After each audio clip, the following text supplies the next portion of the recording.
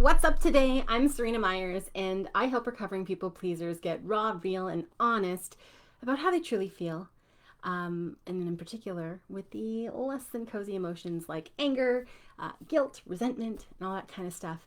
And in my work, I talk a lot about this idea of giving yourself the space and the grace. And because people pleasers don't tend to give themselves a whole lot of anything, it sometimes gets some raised eyebrows. Like, what are you even talking about? It's like a foreign language, this idea of giving yourself the same time, love, attention, and consideration that you give to other people. But this is especially important when we're doing big work around our emotions, whether it's anger, whether it's sadness, anything that's really hard, or if we're digging into the old stories of and belief systems that came out of our childhood. When we are doing deep inner work, it needs space to move because all of that energy has been tucked away deep down inside of us. And when it comes to the surface, it needs to be expressed. We can't unknow it. So once we know, we can't unknow. It's like toothpaste. You squeeze it, it's out of the tube. Putting it back in is just going to be problematic. So we have to find ways to be able to work with this newfound energy, these big emotions that are coming up, and give them the time that they need. So why is this even a problem? Aside from the fact that people pleasers don't tend to make themselves and their needs much of a priority, we also tend to do this thing where we compartmentalize everything, which is really great because it's a wonderful skill to have when you are in the middle of giving a talk and you're also, dealing with like feelings from a breakup or some grief from a loss or anything along those lines. Sometimes we need to be able to turn our feelings off, get a job done. But the problem is that we don't go back to them because let's be honest, these heavy emotions have been avoided and buried for a reason. They're not fun. We don't want to dig into them. And so sometimes we almost think that we've let ourselves off the hook when we compartmentalize. We've sort of tucked them away, they're up on a shelf, and we think that, okay, great, awesome, job done. But it doesn't work that way because those feelings are still taking up space within us. Yes, they're in a pretty box and they're on a shelf, but that shelf is still taking up space. And there is going to come a time where the shelf gets full and where you're at capacity and you can't take on one more thing. And so now all the stuff that is on the shelf starts to fall off, and it's falling off and it feels heavier than you remember. It's covered in dust. It's even less pleasant to dig into. So if you are going to be in a space where you compartmentalize, and we all get here at one point or another, because like I said, sometimes things still just need to get done, we just have to remember to come back to them. So let's say with the example of giving a big presentation, for instance, you're going to give your presentation, you're going to end the workday, and you're going to come home and you're going to give yourself that evening to just be with your feelings. And we're going to talk about some ways that you can kind of honor them in just a second, but it is really important that you're carving out that space. Now, I recognize also, and there's going to be a little bit of privilege in this conversation because not everybody has that luxury where they can go home and just say, okay, fuck it for the night and feel everything out because they have kids who need tending to, or they have other commitments and competing demands. Even if you have these things, what I'm going to invite you to do is to somehow tailor the invitation that I'm giving you today and the suggestions that I make, tailor them to what is possible for you. So maybe you don't have an entire evening that you can give to yourself, but maybe in that hour between when your kids go to bed and when you go to sleep, you can give yourself an hour to just be in it, as a for instance. Now, life is busy and there are competing demands. So yes, there is that need to compartmentalize, but there's also the fact that there's not a lot of time. We have a finite amount of energy, a finite amount of time each day. And so asking you to go and use the little reserve that you have to do this heavy work is a big ask. I'm not going to ever deny that. When I talk about the work that I do being with these really brave and courageous people who are deeply committed to their inner work, I'm not exaggerating. A lot of people think, well, whatever, it's just a conversation or it's just workbooks or it's just meditation. Like, how brave is that? Let me tell you, here are the declarations that my clients make when they're doing work with me. They are saying that they are invested in making change. They are committing to time for themselves, time that they probably have never given themselves before. They are having the braveness and the willingness to be able to look at their patterns, their habits, the ways they've behaved in past relationships or with the people in their life right now even, and say like, these are the things that aren't working and this is what I'm willing to do to make it better. And that is not easy work. It's asking a lot. It's asking to get really honest with the situation that, like I said, we would rather sweep under the rug and pretend isn't happening, but is really, really necessary. If we want to show up bravely in our lives where we are aligned to our heart's truth, where we are creating a life on our terms, so I always say a life with purpose, on purpose, we can't do that without this exercise of being honest with ourselves. And it's really essential to this work. And like, I get it.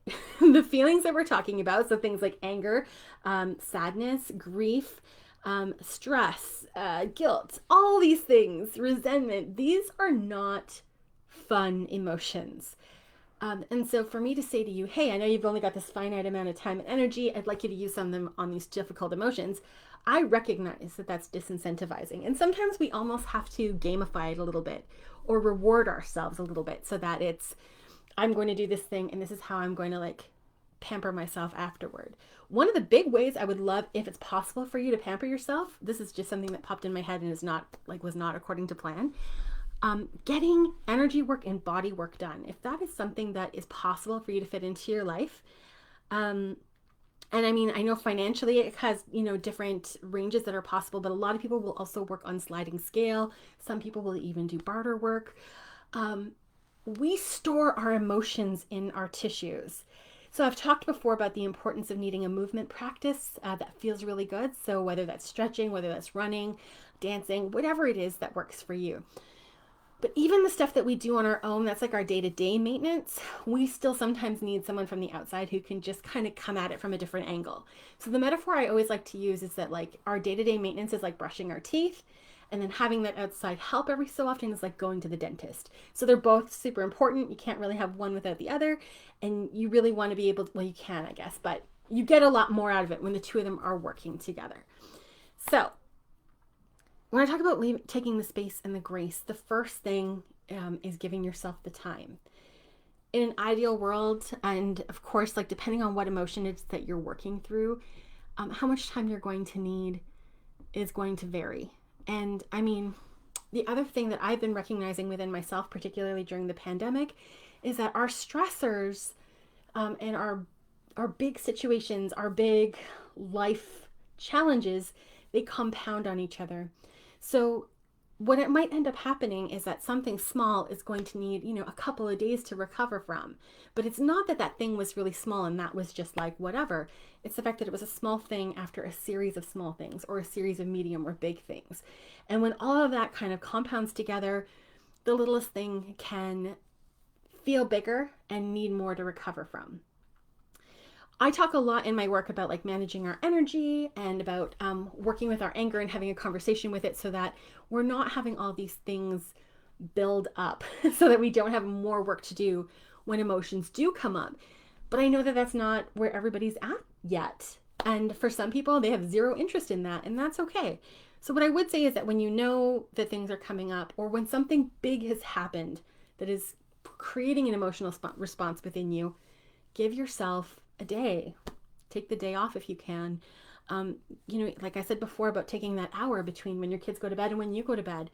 Maybe it's having like a weekly ritual where like on Sunday nights you have an uninterrupted bath, and that's the time that you use to do your visualization work. You use it to pamper yourself, and it's like a really beautiful self-care ritual that you can do. What you do and how long you give to yourself doesn't matter as much as giving yourself something.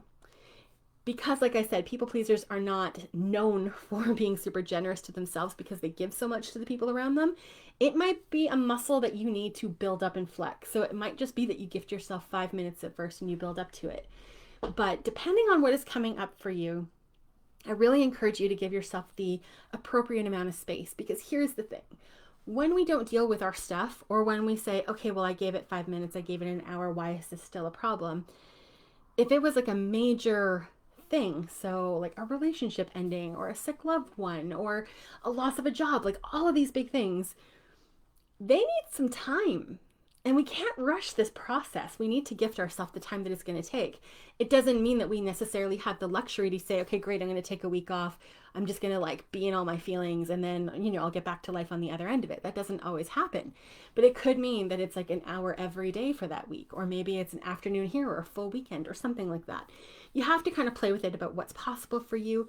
But I would also, because the people I work with are people pleasers, I'd really like to challenge you in what's possible, because oftentimes we have this idea that we're so busy, we're so committed, but really what we've done is fill up our calendar with distractions. We filled up our calendar with things that we can do for other people, and then there's nothing left time or energy wise to give to ourselves. And so it might be having the hard conversations where we take some of that time and energy back so that we can railroad it into and redirect it into these new ways that we need, even if it's just temporarily, because when feelings need to take up some space, they need space to take up.